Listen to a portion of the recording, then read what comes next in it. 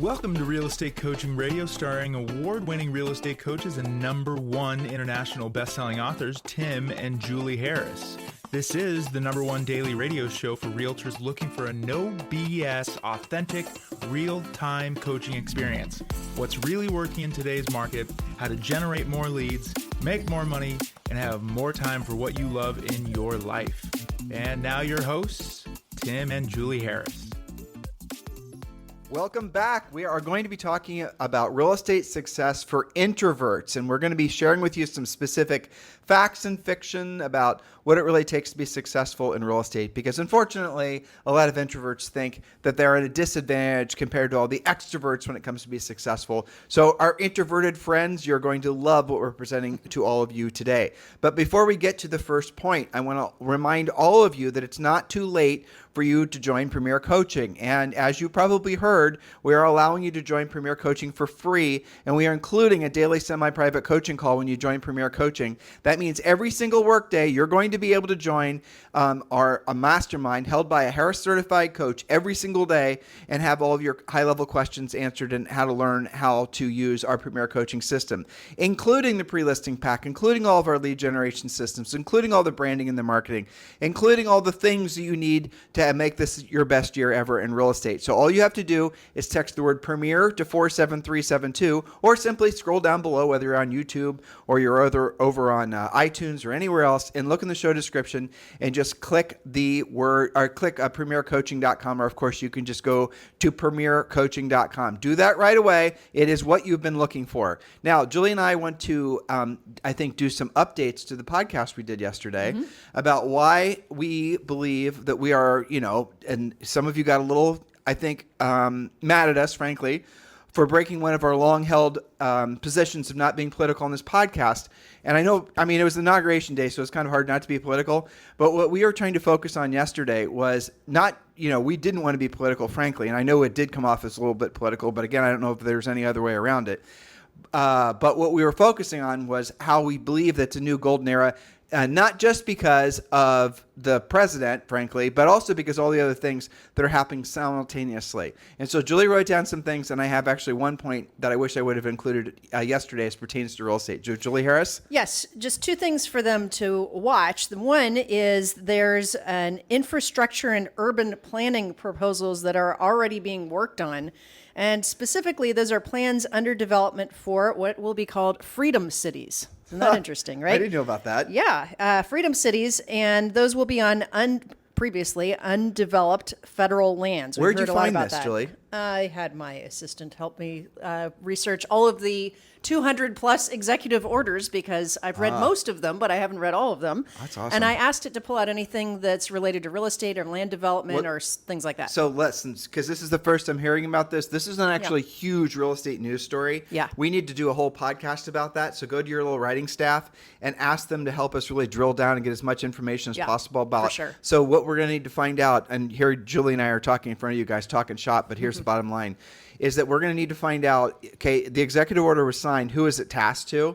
And then let's call whatever department in the government or whoever it was that's in charge of that, and let's get them on our podcast. That's a and great interview idea. If they don't want to go on the podcast, let's at least just talk to them on a Zoom or whatever, Sure. so we can get the drill down. We did a lot of podcasts with during the housing crash with all the big government agencies. So let's go ahead and invite those guys. But that is really big news. Yes, it is big news, and there's a lot of undeveloped federal land. Millions and millions of acres. Maybe in every state, certainly some states more than others. And one of the things that was referred to was that they want to utilize some of the new transportation technology, which might, solve for some problems if it's a little bit further out yonder, right?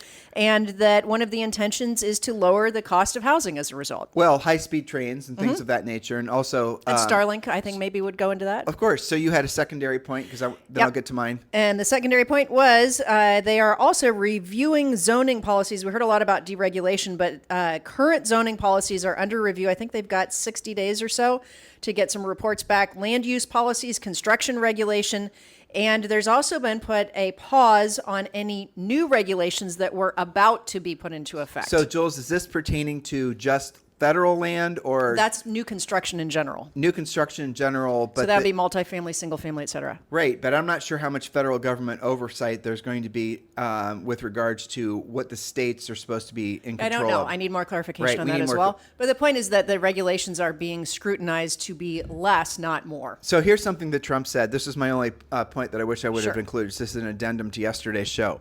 So he was signing all those executive orders, and one of the executive orders that he started talking about was the tariffs. And I know there's a lot of information back and forth about what tariffs really are, but all they are essentially doing is they are going to make it so that the products that are being sold in the United States are going to have to essentially, they're not going to be able to undercut the prices of domestically produced products. And so what happens in a lot of these countries is they'll export something to the United States that's so much cheaper, and because we have a lot of regulations, because, for example, to make a chrome bumper, let's say, the chroming in the United States is almost completely illegal. You can't even do the chrome process, just as an example.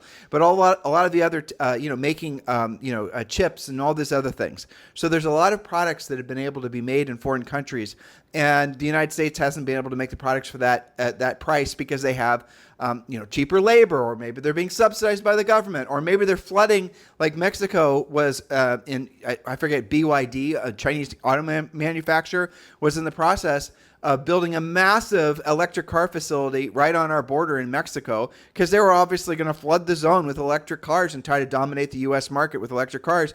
And the previous administration wasn't really doing anything about it. And the Trump administration said, we're going to double, if not triple, the price of those electric cars unless they close down that facility. They're not going to do that. And they, guess what, closed down that facility. Now, I don't necessarily agree with that. It's not necessarily a free market move, but that is what really is going to happen with all these tariffs. But here's the interesting thing. So a lot of these international companies that were selling products to the United States, and the United States is their only, if they're not their most important customer. So if you're making widgets in China, or you're making widgets and you're based out of Korea, or it doesn't matter where, and you're going to start selling those widgets in the United States, you're going to be facing down a huge potential increase in the price of your product, making it less appealing to U.S. consumers, which could very well put your business out of business. So what they're going to do, and this is really how it's related to real estate, is they're going to start building their manufacturing facilities in the United States. And that's really kind of interesting. So if all of a sudden we're seeing all these facilities that are getting built all over the United States to make all these domestically, domestic as in U.S. consumed products, maybe they're owned by, foreign conglomerates, but the fact is they're going to be employed by U.S. citizens and being sold to U.S. citizens and essentially being oversaw by the U.S. government. And that's going to completely change a lot of these forgotten about flyover towns.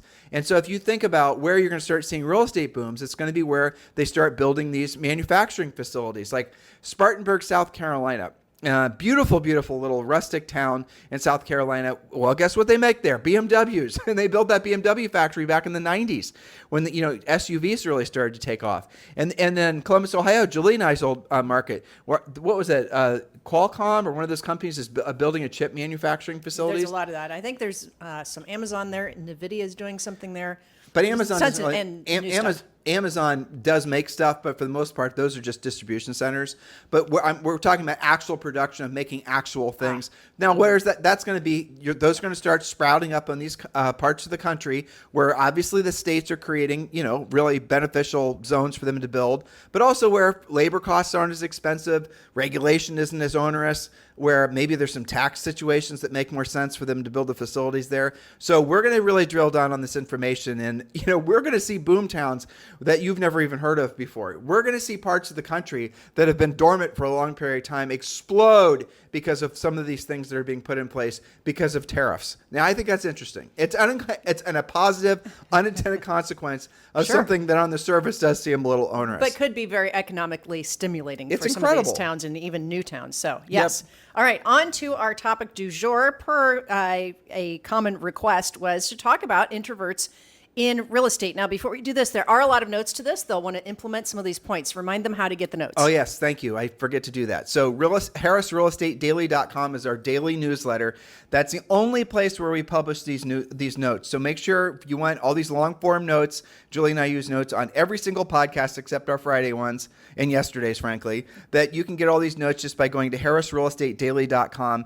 All you got to do is drop your email in. It doesn't cost you anything. And then you got to bounce over to your actual email. So if you're your email is bob@gmail.com, you put in bob@gmail.com, and then the system's going to send you an email that you have to double opt in. So bounce over to your main email, and then you have to confirm that you want the subscription to the newsletter. And again, it's free, and then you're off to the races. So you're not only going to get our notes, you're going to get the podcast, you're going to get videos, you're also going to get exclusive content just for our newsletter subscribers. So do not delay. All right. So the common myth is that you have to be a real people person to be successful in real estate, or maybe in any sales. That you've got to be outgoing, gregarious, and socially confident to be great at this. But the fact is that some of the most successful top producing agents and brokers in the country are self-proclaimed introverts. Some of them you've heard interviewed right here on this podcast. So keep that in mind. Now, how do you know if you're a natural introvert or an extrovert? We need to maybe define this a little bit. Well, actually, Julie, I don't know if you remember this, but we actually have a site that they can go into actually have a free personality test. Find out for sure. A free personality test called Agent Disc, Agent DISC. That is a website that we made a while ago. You can just go to Agent DISC, agentdisc.com, and take your own personality profile test. There's no links in the show description, so you're just going to have to write that down and remember. There are links for Premier Coaching members and new Premier Coaching members. Make sure you take the personality test. But really, at the end of the day, you know, as far as being an introvert or an extrovert, to Julie's point, a lot of the things in real estate, frankly, bad training and, you know, real estate gurus will in essence tell introverts after you've taken a personality profile that if you are indeed an introvert, that your probability of succeeding in sales is diminished greatly. Mm-hmm. And I'm here to tell you, and Julie is as well, that's completely and totally a lie. And I'll go as far as to say that the exact opposite is true. Julie said that some of our best coaching clients ever have not been introverts.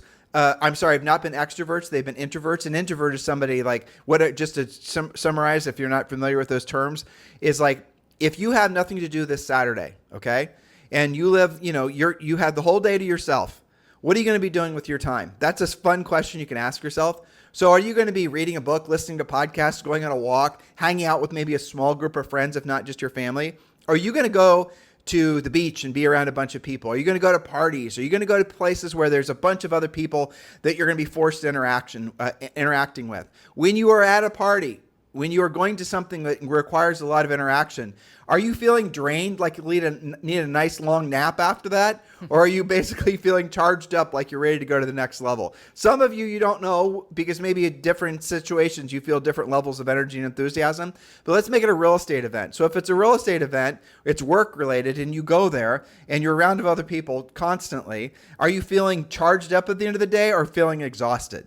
You know, that's kind of and those two questions, but the weekend question is always a fun one because you know the answer instantly. You got nothing to do this Saturday. Mm-hmm. Nobody's expecting anything of you.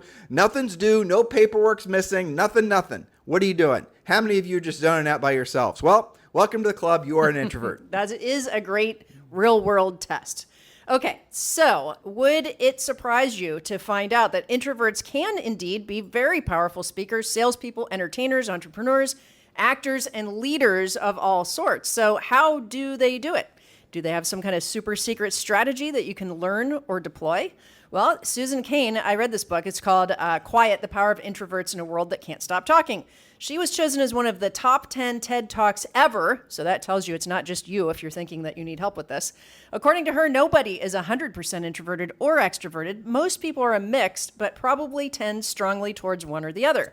But society, Tim, to your point, and certainly other people other than us, real estate trainers, has long rewarded or encouraged the more outgoing, attention-grabbing types of personalities and tended to ostracize more introverted types. And how do they do it? So you'll go to some, I'll tell you where we came across this, where it really was honestly, it's offensive. It was back it was probably about 15, 16 years ago. Mm-hmm. Julie and I were speaking at in a brokerage's event, and we were walking around. We had done our little thing, and it was in between sessions. There was nobody in the hall, and we could pop into wherever we wanted to pop in. So we popped into someone doing a DISC personality test, and the room was pretty full, maybe 300 or 400 people. And we stood in the back and we just listened. And there was a little panel up, and one person was a D, one person was an ISC kind of thing. I mean, this whole thing's been, it's normal format, these types of things.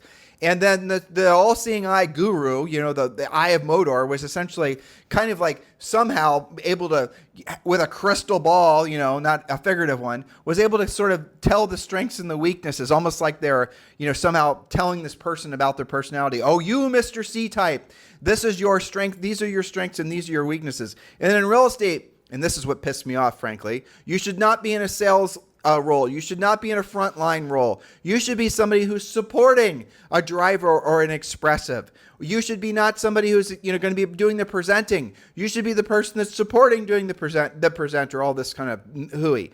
And so honestly, that made me mad because, I'm not an idiot, and Julie and I have been coaching agents forever, and we know the truth about all that stuff. And I didn't, that was really a good tee off for me to start researching this whole DISC thing.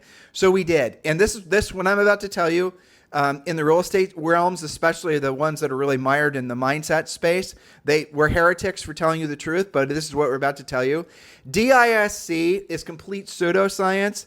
It's fake science. It's not real. And if you go to research this yourself, I know somebody right now is pissed off I said that, but it's true. Because there's whole people that make livings from doing this stuff. And yes, Myers-Briggs and all these other personality tests are essentially cousins to DISC. DISC was originally created by somebody named Dr. Marston. I'm pretty sure I'm remembering all this correctly. I haven't talked about this in a long time.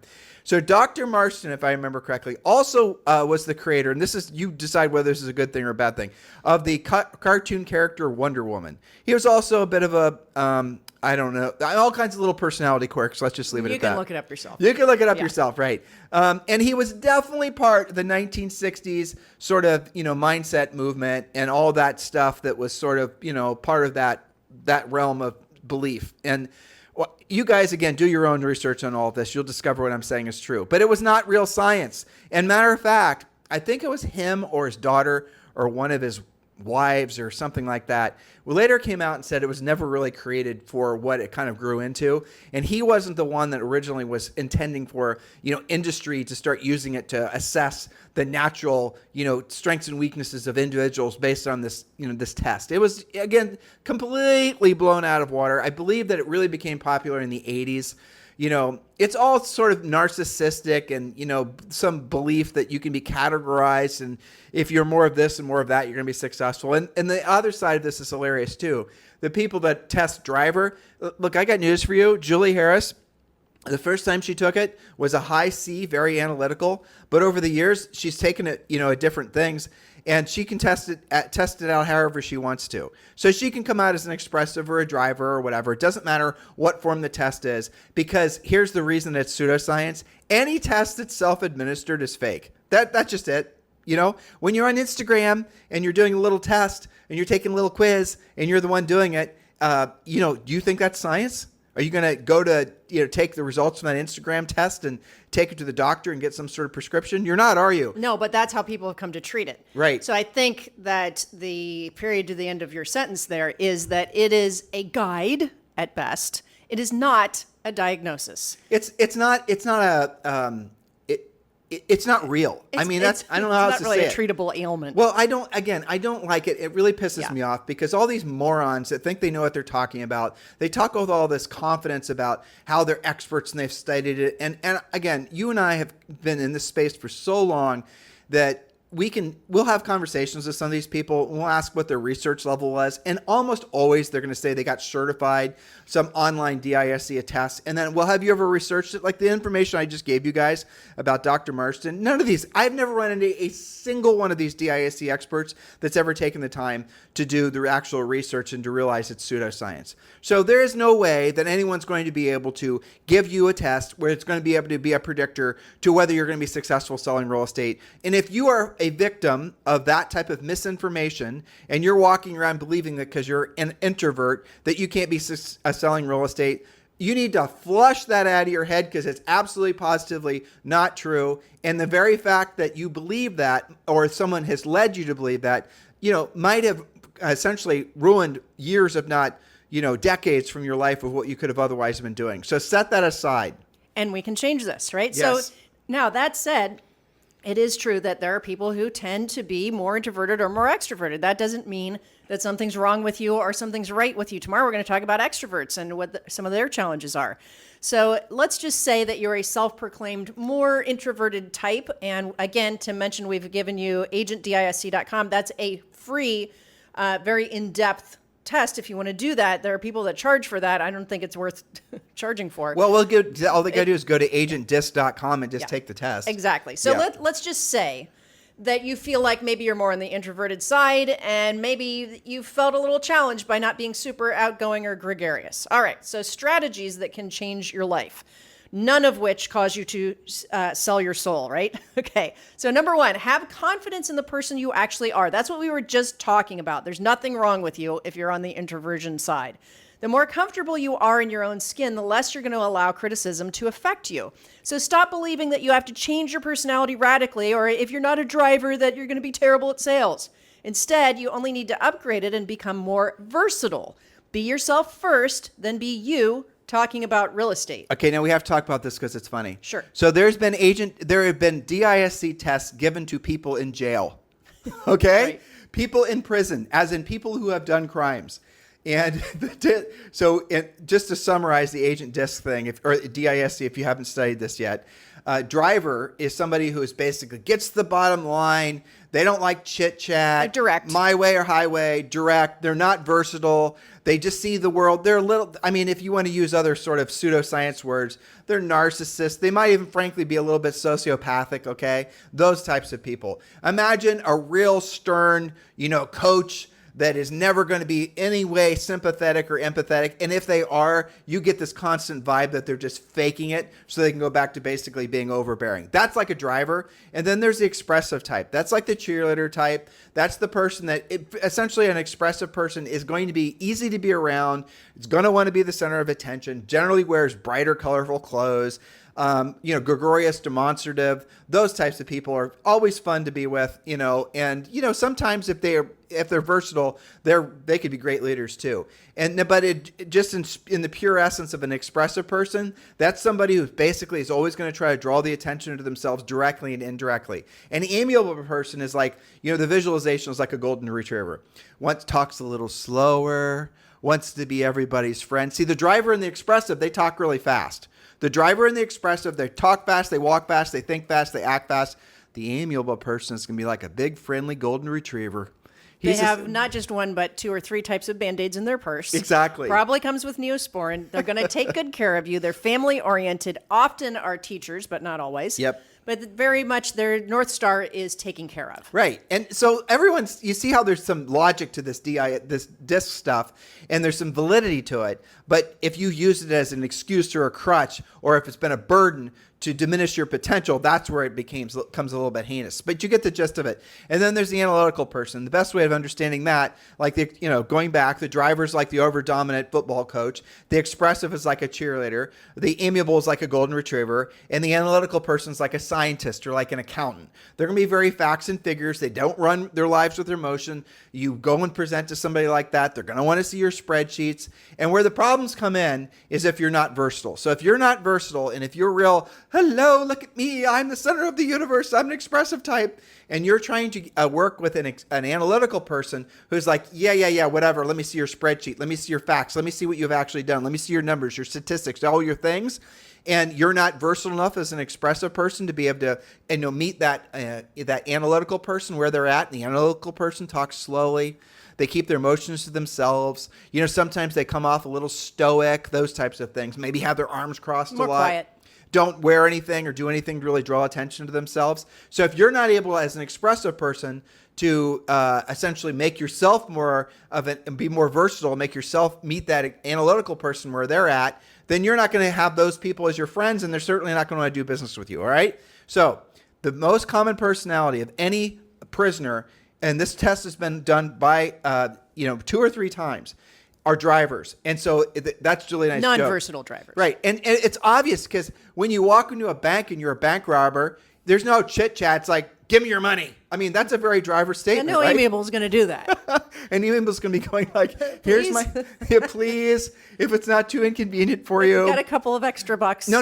You help those customers first. I'll sit here and wait. No, don't can worry. wait. Right. Yeah, but that's the exactly. point. So the most, like an unversatile personalities, anybody that doesn't have the ability to adapt to the people around them ends up finding themselves, generally speaking, not having a very big world. And so what a lot of people will do, and you can kind of just be introspective and ask yourself, how versatile am I? Are all your friends like you? That's a tell. Are all of them amiable? Or do all of them just want to sit around and talk and, no one ever gets to the point and they talk slow and they're real nice to be around? And okay, well, do you have any friends that are analytical? Do you have any friends that are, maybe more expressive? That's lack of versatility. And that lack of versatility is something that you can learn. And that's the point that Julie's that she's successfully making with these points. And you can apply that to any personality. The lack of versatility is the problem, not so much the personality itself. Well, so we're working on that with Zoe, right? Yeah. I mean, Zoe's personality is changing to be more of an extrovert, to be more of an introvert. But her real issue is she's probably still an extrovert, but she's not learning how to be versatile and how to essentially make friends with kids that aren't just like her. Exactly. And her friends the same. So. Yep, definitely. All right. Now, point number 2, use scripts that don't sound like scripts. Know your material cold, especially my analytical friends. Knowledge equals confidence and ignorance equals fear, so be confident. Introverts tend to be perfectionists, thus you tend not to speak up until you're confident from your knowledge, right? So memorize, internalize, and then personalize the scripts. Embrace the fact that by being more prepared, you'll not just be more confident, but also more competent, and that makes you want to open your mouth more frequently. Scripts, following a system like our 7-step listing process, our 8-step buyer process, those types of things. Analytical people are like, okay, Tim, shut up, give me the process so I know what to do. Yes, tell me what to do. I'll follow a checklist. Right? That's what an introverted, analytical type person is going to do. They just want to basically tell me what to do, tell me how to do it. No, I get it. I'm just going to say that I'm not even confused about using a script. I know I need to use a script. And they're going to use it, and they're going to get better at it, and then they're going to stick to a schedule, and they're going to be like Navy SEALs, operating at, full song. That's how a really tuned in analytical person is. And that's not how say, for example, an extroverted, expressive type is going to be. They're not going to want, the scripts aren't for me. I don't want to have a schedule. I go wherever the breeze blows me. People list with me because they love me. They like me. All my customers are my past clients and my friends that I know from, all these things, right? Whereas you put that expressive person in front of an analytical type, my point I'm trying to make here is they're not going to appeal to that person. They probably won't even have that opportunity in the first place because the analytical person will have essentially not been attracted to them because they weren't like them, you see. So if you find yourself surrounding yourself with only people that are very similar to you personality-wise, by the way, this is also true with health-wise, income-wise, your relationship with God-wise, all these things.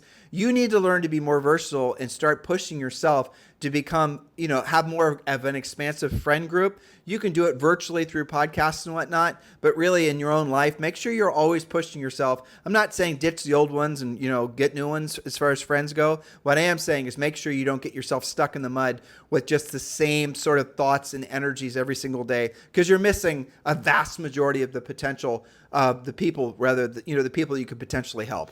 Very well said. Thank you for that. So, number 3, recharge your mental, emotional, and spiritual batteries every day. What makes you tick? Introverts tend to be rejuvenated by quiet, dedicated time to themselves, like refilling your cup, right? So this could be a walk, meditating, biking, or just reading for 20 minutes. Refill your cup routinely. For me, it's going in the ocean, seeing the fish. Well, and also you and I, by the way, newsflash, Julie and I are both introverts. Okay, no, nobody ever believes that, but it is true. It is, it's because we've learned to be versatile. But Julie and I are natural introverts. You want proof? Because guess what? If you guys have been listening to this podcast for a long time, which a lot of you have, we spend a lot of our time with each other, walking 6 miles, usually 3 days of the week. We work out every day together. Now when we're at the gym, we're making friends and whatnot. Versatility. And when we're going on our walk, we're getting to know other people. But we're listening to podcasts, and we're really interested in expanding our knowledge base so we can be of service to more people. That's where we focus most of our energies. We get invited to parties all the time. We got invited to a party on some guy's, a friend of ours, yacht this weekend, and we were like, let me get back with you.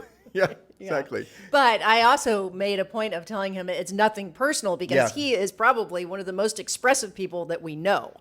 He's charged by having those parties, not drained. Oh, yeah. Yeah. So we understand that. Someone's about him. listening right now going, you guys got invited to a yacht party and you're not going. We've been to yacht parties before, and the problem with a yacht party is that it's very hard to leave. You have to wait for the dinghy to come back. If the yacht party gets a little heatheny, just keeping it real here, folks. It's, there's no boat there to take you back to shore. So you're having to be participating in this, situation, or at least observant of it until the boat shows up. And you know what? There's no such thing as a boat that's big enough to have a decent sized party. I suppose there is, but we haven't been on one yet.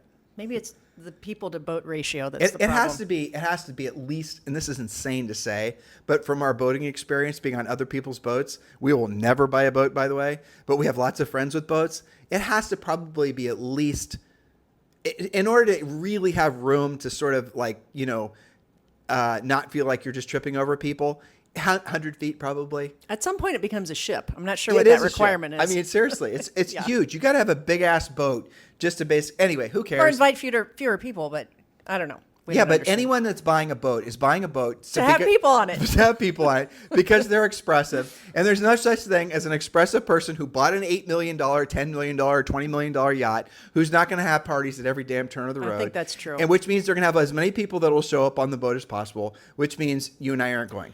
That boat question should be on the DISC test. Do you have a boat? I'll tell you who you are. Okay. My number 4, accept and embrace, salespeople, that you will hear no matter what your personality style is, more than you hear yes, and that no is not never, it's just not now. So stop taking everything so personally. Have at least 5 conversations every day where you could hear no, and then you'll also hear more yeses. Well, that's, we're hypocrites now after telling the boat story. But do play the yes game, right? So the yes game is where, now, you got to be careful who you let know that you're playing the yes game, because people like your kids will take advantage because they know you're going to say yes. But everything for the next day that someone asks you to do, say yes. And, have your own boundaries and whatnot. But that you're going to then realize how many things you say no to on a regular basis. And the problem is if you say no too frequently, people are going to stop inviting you because they are going to take it personally. To Julie's point, we've been to other parties and whatnot that the same gentleman throws. And so he knows that, we're picky, but we're not rude. Exactly. All right. Point number 5, act as if you are extroverted without losing yourself. Who do you know who has that positive and outgoing traits and is well respected? Blending your natural tendencies with a few other characteristics will increase your versatility. This is not to say that you should be fake. You might find out that you have some latent outgoing traits that are already within you. Most people do. Modeling other people is a great idea. Julie, who's that gal? I got you a T-shirt when we were in Milan with her face on it.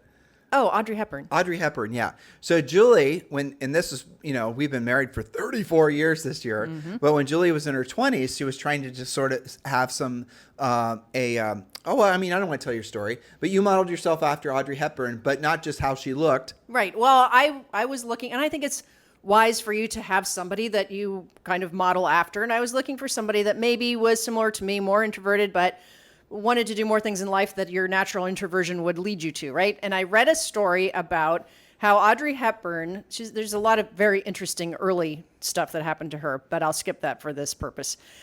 She didn't have acting training, but she found herself in these roles. So what did she do? She learned to dress that way. She learned to speak that way. She acted as if she was that character without having a lot of acting natural ability or training in her background, and you can see what that did for her career. Well, the modern way of saying that, and which is frankly crude, but fake it until you make it. Right, without being overly fake. Right. So when you, again, I don't want to go down this I would rabbit. say emulate is better than fake. Sure, model yourself, model your behavior. So but you can choose different people that you want to, alive or not alive, right? Of people you want to model your behavior like.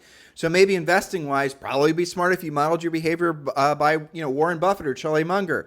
Maybe Julie, you want to model yourself as like Audrey Hepburn. Isn't she the one that said bloom where you're planted and all these things? Yes, I believe so. Yeah. So it was essentially a philosophy of life, but also how to present yourself, and not because Julie's an introvert and she didn't want to act like she was a peacock, and neither did Audrey Hepburn. But everyone remembers her of being beautiful and being classy and rising to the occasion, and never being overbearing. Yeah. That's right. And I talk about this, we talk about this a lot in our Harris Rules book, as well as in the Treasure Map, where we're talking about upgrading things, and it's okay to ask for help. So I remember in my early 20s, I mean, I never wore a lot of makeup, and there's so many different ways you can go with that. But in business, I wanted to always look put together. So what do? Do I just go to CVS and buy something for $6? No, I wanted to do it right.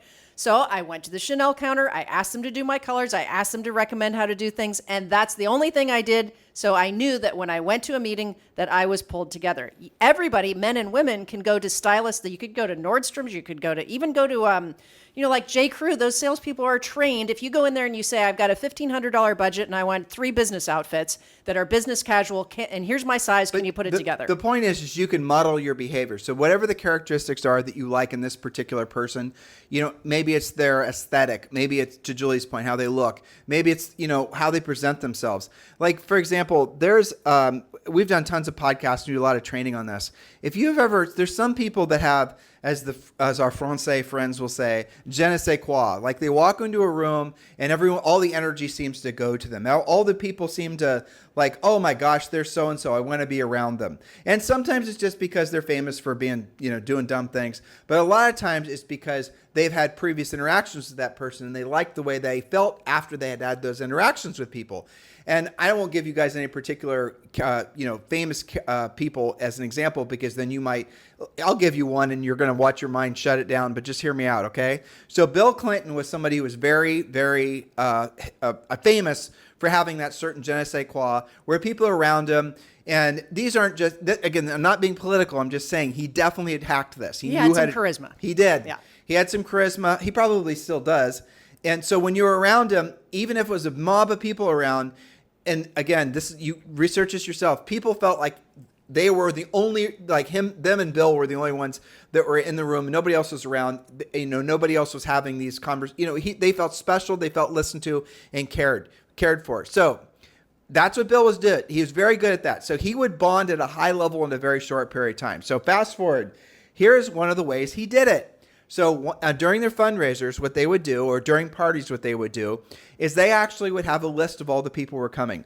The list would then be, obviously, if someone checked in to go to whatever party it was, then the person who checked them in would then report to the person that was, there was like a little information pipeline, where ultimately there was somebody that was standing behind Bill that was telling Bill before, like, the elevator opened, or telling Bill before the person walked into the room. And that's Bob and Sally. And if Bob and Sally were donating to you, or this, that, the other thing. They're from California. Their kids are this and the other thing. So they had little profiles prepared for Bill of every single person that was going to these individual events, and they would whisper in his ear. And there's video of this exactly happening, whispering in Bill's ear. And so when Bill would stumble across Bob and Sally, he'd go, "Oh, how's your golden retriever? And I understand you had a horse that you just, won some competition in or whatever." And people were like, "Oh my gosh, I can't believe you remembered that." So he figured out a system to go about bonding with people. And Julie and I will tell you guys to use FORD, family, occupation, recreation, dreams, that when you're meeting people, you obviously start out by asking them about their family, occupation, and then you can keep notes about them in your phone, so you can have your own little virtual assistant. I have to say, I'm really excited about some of this AI that's going to be coming around, that's going to keep track. You're going to, maybe have a wearables glasses thing. It's going to see the person coming. It's going to give you a whole profile on that person. So everyone all of a sudden is going to have this incredible memory of everyone they've ever met before. But those types of things are really embraced by analytical people, introverted analytical types. Making that last point, that it's okay to get help with this, right? Help can be something like what you were just talking about. It can be emulating somebody that, they've got that je ne sais quoi that you look up to. It could be like what you described with Bill Clinton, where you've got an assistant, whether that's AI or a real assistant in the background. The appearance and the impression was that he had this amazing memory. He knew everybody. He remembered everybody. He made you feel special. He was engaged with you. Well, I mean, think of how many thousands of people he had to keep track of, right? But he got help. There was a secondary element to that, too. What was that? He wasn't talking about himself. Exactly, which brought you to the Ford script to remind them of that. Which brought me from the Audrey Hepburn thing, because that's the other thing that she didn't do. Yes. So without even understanding psychologically the importance of basically avoiding talking about yourself when you're around other people, just accept that it's true. Because everyone's favorite topic is what, dear listener? What's your favorite topic? Admit it. Yeah, it might be sports, might be Formula One, might be real estate, but what it really is you. And if you're around somebody who's asking questions and showing sincere interest in you, especially if you're an introvert, you are going to have that je ne sais quoi. You're going to have a superpower that the most extroverted, bouncing off the wall, center of the universe type person is never going to understand, because guess what their favorite topic is? Guess what the only thing is that they want to talk about?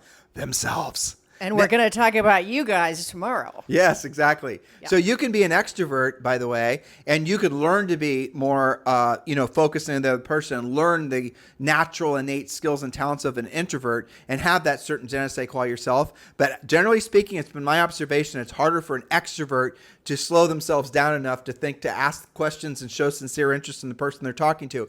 And you guys, you're thinking, oh, you're telling me to do something that makes me feel fake. You're learning something new. And it is going to feel fake and contrived when you're doing something that's new. I mean, we're taking Zoe to pickleball today, and she doesn't like it because it's new, and she doesn't like this and the other thing. And after all, she's an expert. I'm just hearing her complain right in my ear. And I know how to do it. I don't need to take lessons. All you do is this, the other thing. And of course, she doesn't know what she's doing, and the teacher's teaching her what to do, and she's getting better at it, and the whole thing. But, that's ultimately going to be something that it's going to slow you down. If you're not going to be willing to slow yourself down and actually be more focused on the other person, being focused on being more present, being focused on the fact that some people you have to talk slower. Some people you have to, don't be so touchy. Some people really hate that. These are a lot of us have these intuitive pangs that have made us successful in sales, as salespeople. Because we can intuit, or we can feel other people's feelings and emotions. And we all have that to differing degrees. It is what it is. It's a sense. You don't have to understand. Analytical people are saying, Tim, what are you talking about? That is not one of the sixth sense. You're being hocus pocusy here. You're talking about witchcraft and alchemy. Stop talking about that. Cut that out. Stop talking about that. Well, but you do. Yours isn't you've just never taken the time because your analytical brain is dominating your ability to feel other people. Your intuitive brain, right? And you were, it's something I work on all the time. But actually, you're not that isn't an issue for you anymore. No, right?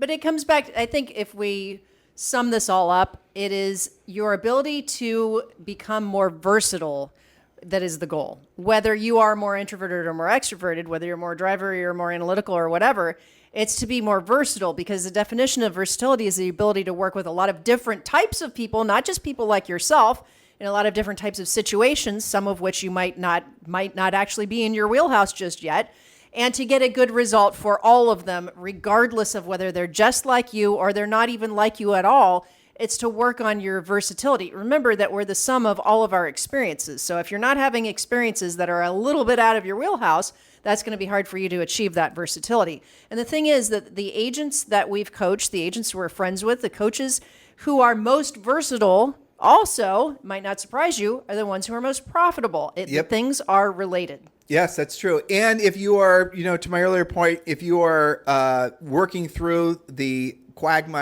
emotional quagmire of having been pigeonholed as an analytical person because you took too many Myers-Briggs DISC tests, and part and parcel of that is you were then cast in as a supportive, never to be a frontline salesperson type, and you feel like you've had to give up on your goals and ambitions because of that, and all these other things.